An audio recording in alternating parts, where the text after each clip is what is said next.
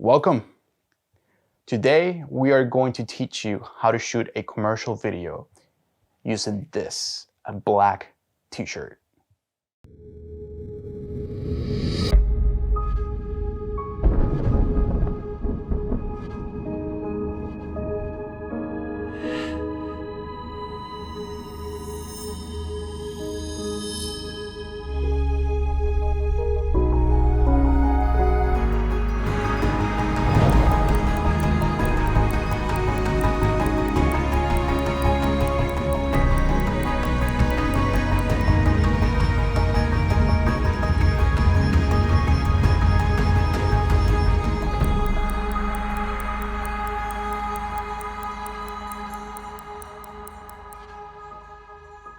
So that entire sequence that you guys just watched was recorded here at the comfort of my own home. Also, a little side note, this video is not sponsored by Invicta. I just happened to have that watch laying around, came up with the idea and decided to teach you guys how you can apply this to your next commercial video you want to do, or if you want to just practice because you're bored.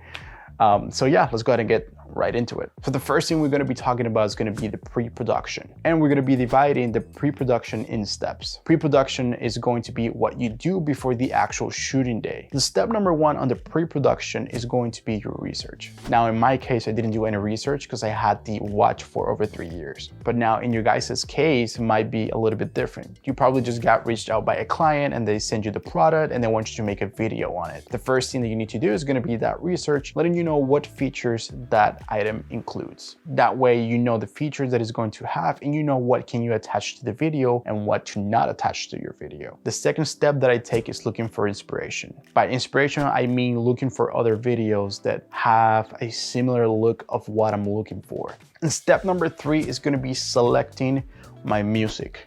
Normally for me, for this particular type of video, I try to edit to the music. The main reason why is because the song is going to dictate the feeling that you're going to be delivering. If it's going to be a little bit happy, if it's going to be sad, if it's going to be funny, if it's going to be scary. What type of feeling are you going to deliver with the particular video that you're going to be showcasing for a client or for a TV commercial, anything that you might want to do in terms of production.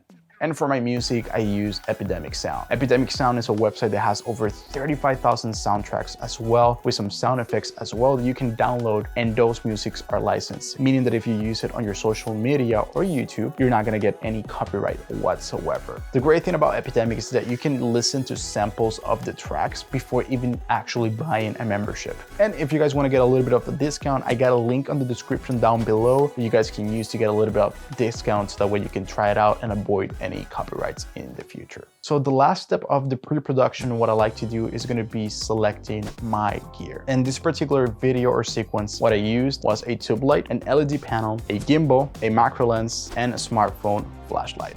Now that you have all the steps of the pre-production, I'm going to go ahead and leave you with past Joseph. He's going to be taking care of you guys and letting you know what movements you guys can use and where to position everything. So I'm going to leave you with him. Thank you so much, Future Joseph. You're incredibly dreamy. Oh my god, that's gonna be kind of awkward when I put it in the editing room. But anyways, just for the sake of comedy, but let's go ahead and start with this. I don't know how Peter McKinnon does this vlogging stuff. My arm is already tired. So, but let's go ahead and show you what I just did. The first thing you do is basically turn off the ceiling light, because that's a horrible light. We don't want no tungsten light with some weird flickering around the lens or the screen. We have our tube light right here. This tube light has different functions that we're going to be able to use to reveal the watch differently as well. Let me show you what I have right here set up. All right, so basically I have the watch set up right there. This is the tube light, the gimbal, and then the tripod is right here. We're obviously gonna put the tripod where I'm at, and then we're gonna do a closing shot. We're gonna film this in 4K with a macro lens of 35mm. And since this is a Canon EOS R, there's a crop factor of 1.7, so I believe that it's like 60mm or so, and a macro lens, which is absolutely perfect for this type of video. We can even zoom in closer if we want to. We want to get the 50mm to work with this in particular. And then the last shot, we're going to be using this LED light right here to kind of like reveal the watch asking for the end. Focus. Okay, we're gonna be using the flashlight of our phones to get some kind of glares over the lens and all that beautiful stuff. Also, one thing that I forgot to mention, you don't have to worry if the shirt is a little bit like crinkle or has like some crinkles like this. I don't know if you can see that. No, it's super dark. Anyways, you're not gonna be able to see it because this is probably what you're gonna end up seeing. So if you can, as you can tell, you can only see the watch, and it seems like it's floating in the emptiness of nothing.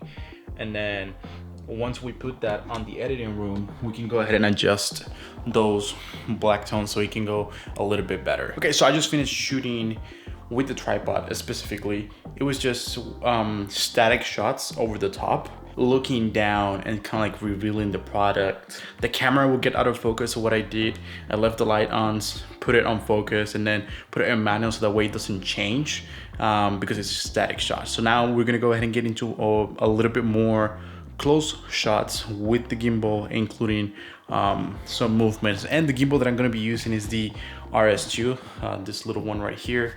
It's been on the market for a while, but it's still pretty good. If you have it, you're a G.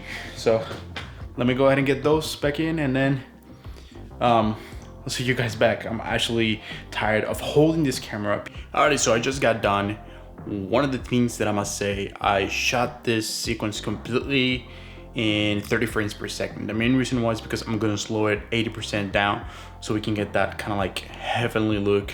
Also, another thing is that basically I ended up using the tube light more than anything else, more than the key light, more than the flashlight, and it turned out perfectly. It's just that that tube light has so many functions that allow me to flow with creativity and allowed me to kind of decide what stuff I wanted to do, how to reveal the entire details of the shot. I would say it was kind of difficult maneuvering one hand with the camera and with the other hand with the tube light, and then one hand with the gimbal, and then one hand with the tube light. It was such a difficult process, but we were able to get it done. So I'm gonna go ahead and give it up to future Joseph, and I'll see you guys later.